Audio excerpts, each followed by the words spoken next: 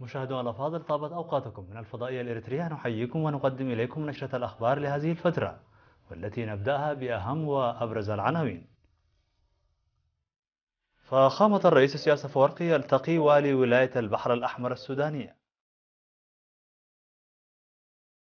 تنظيم حفل عشاء على شرف الوفد السوداني الزائر للبلاد.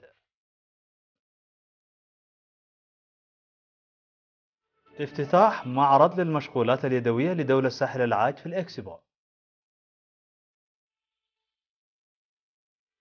الإريتريون في مختلف دول العالم يحتفلون بعيد الاستقلال.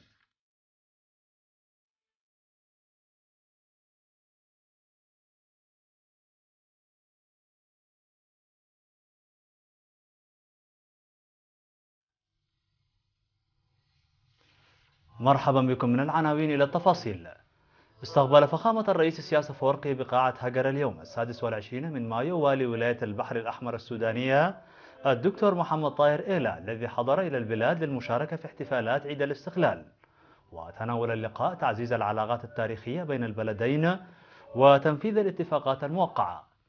وأكد والي ولاية البحر الأحمر الدكتور محمد طاهر إيلا في تصريح لإرينا عقب اللقاء أن المباحثات تركزت حول تنفيذ الاتفاقات الموقعة بين البلدين وسبل ربط البلدين بشبكة من الطرق القارية وتفعيل التبادل التجاري والثقافي والسياحي بين البلدين عامة والأقاليم المتاخمة بالدولتين، ووضع آليات التنفيذ عبر الزيارات المتبادلة بين قيادات البلدين.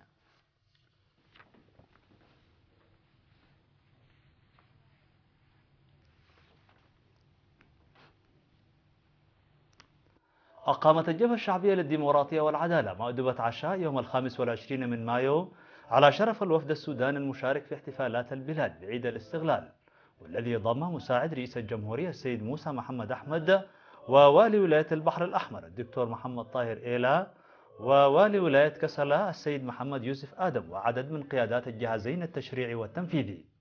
وأكد سكرتير الجبهة الشعبية للديمقراطية والعدالة السيد الأمين محمد سعيد في المناسبة التي جرت بفندق أسمرا بالاس، أكد على أصالة العلاقات السودانية الإريترية الموقلة في التاريخ، موضحا بأن الزيارات المتبادلة بين القيادتين في مختلف المناسبات دليل على تلك العلاقة ودافع قوي لتمتينها وتطويرها، شاكرا الوفد السوداني على حضوره ومشاركته الشعب الإريتري احتفالات وأفراح الاستقلال. من جانبه هنأ والي ولاية كسلا الشعب الإريتري باحتفالات استقلاله، مؤكدا أن زيارتهم هي مواصلة للزيارات المتبادلة بين قيادتي البلدين في مختلف المناسبات، والتي تصب في مصلحة تمتين الأواصر. هذا وقد أحيت فرقة سبريت الفنية حفل العشاء بتقديم باقة من الأغاني والرقصات الفلكلورية.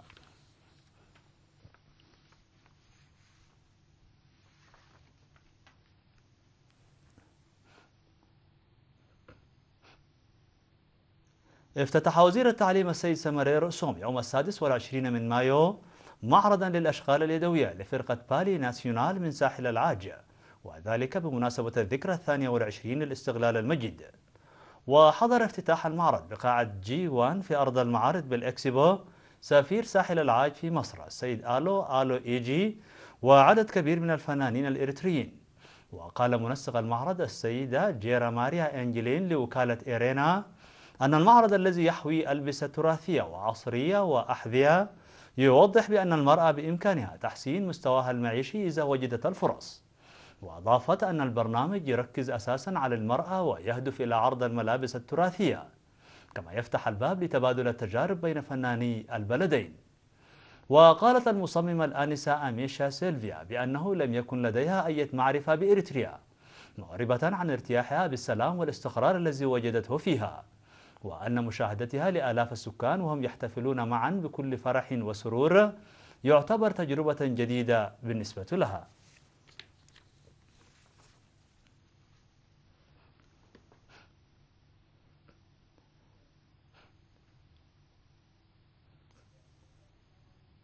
احتفل الإريتريون المقيمون في الكويت ومدينة صنعاء اليمنية ومدينتي سياتل وفونيكس بالولايات المتحدة الأمريكية ومدينة أبو ظبي الأماراتية ومدينتي فوبرتال وكاسل بألمانيا والنمسا بالذكرى 22 للاستقلال المجيد.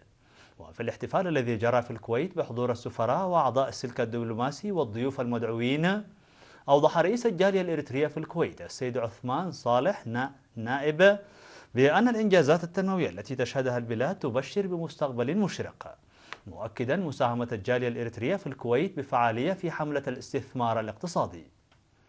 وأشاد سفير إريتريا في اليمن السيد موسى ياسين في الاحتفال الذي جرى في صنعاء، أشاد بأنشطة الإعمار الجارية في البلاد بتضافر جهود الشعب والحكومة، داعيا الإريتريين في صنعاء على تعزيز مشاركتهم. كما أكد رئيس الجالية الإريترية السيد إدريس جميع مشاركتهم في البرامج التي انطلقت لاستفادة المواطنين من موارد وطنهم. وفي ذات السياق احتفل الإريتريون في سياتل الأمريكية بعيد الاستغلال بحضور عمدة ومسؤولي إدارة المدينة. وقال عمدة سياتل السيد مايك ميغي في المناسبة أن المدينة أصبحت مميزة وجميلة بفضل العمل القوي للإريتريين، موضحا بأن تأطير وأنشطة الجالية الإريترية أصبحت مثالا جيدا للجاليات الأخرى. وكانت مدينة سياتل قد أعلنت رسميا بأن 24 من مايو إجازة رسمية، وأصدر مجلس بلديتها إعلانا إضافيا هذا العام يبين في سجلات الإدارة بأن 24 من مايو هو يوم استغلال إريتريا. على ذات المنوال احتفلت الجالية الإريترية في أبو ظبي بيوم الاستغلال، حيث خاطب الحفل القائم بأعمال السفارة الإريترية في الإمارات العربية المتحدة السيد الأمين نافع، موضحا برامج التنمية الكبيرة الجارية في البلاد بالمجالات كافة. وأكد رئيس الجالية الإريترية في أبو ظبي السيد أمين علي العمل لإنجاح البرامج الوطنية بالوقوف دوما إلى جانب حكومتهم وشعبهم. وقد أحيت الفرقة الفنية التي ذهبت من إريتريا حفلا فنيا في الاحتفال. وجدد الإريتريون المقيمون في فينيكس الأمريكية في احتفالهم بعيد الاستغلال جددوا استعدادهم التام لإفشال المخططات العدائية وتنفيذ أمانة الشهداء. واحتفل الإريتريون المقيمون في فوبرتال الألمانية بحضور ممثلي الجاليات الإريترية في مدن كيلن ودوزلدورف وكيفيلد ومونشنغلا داباخ. كما احتفل الإريتريون في كاسل الألمانية بعيد الاستغلال بحفاوة كبيرة. وفي احتفال الجالية الإريترية في النمسا دعت نائبة رئيسة الجالية السيدة جميلة محمد إلى مساهمة جميع الإريتريين في جهود نماء وتطور إريتريا. أوضح سكان مدينة بارونتو بأن الحفلات والمآدب الشعبية التي أقاموها مناسبات للحفاظ على الوحدة وتقويتها. وعبر كل من السيد نجا تارغي والسيدة أرجوما صالح من سكان حي بيارا عبرا عن فرحتهما وسعادتهما للاحتفال بعيد الاستغلال بهذه الحفاوة الكبيرة، مؤكدين بأن الحفلات الشعبية تعزز الوحدة والوئام. وأوضحت المواطنة الهندية سوريكا شيتامبر التي عملت معلمة في مدينة بارونتو لحوالي 10 أعوام، عبرت عن إعجابها باحتفالات الشعب الإريتري بعيد الاستغلال، قائلة بأنها تتابع الفعاليات باهتمام كبير. وذكر السيد أبو بكر إبراهيم والسيدة جنة تخلنكيل من حي السلام أن الاستغلال هبة من الشهداء. وأشار السيد قبر برهان يحدقو والسيدة دوارة حسن إلى الاستعداد لتدعيم الاستغلال بالعمل والنماء.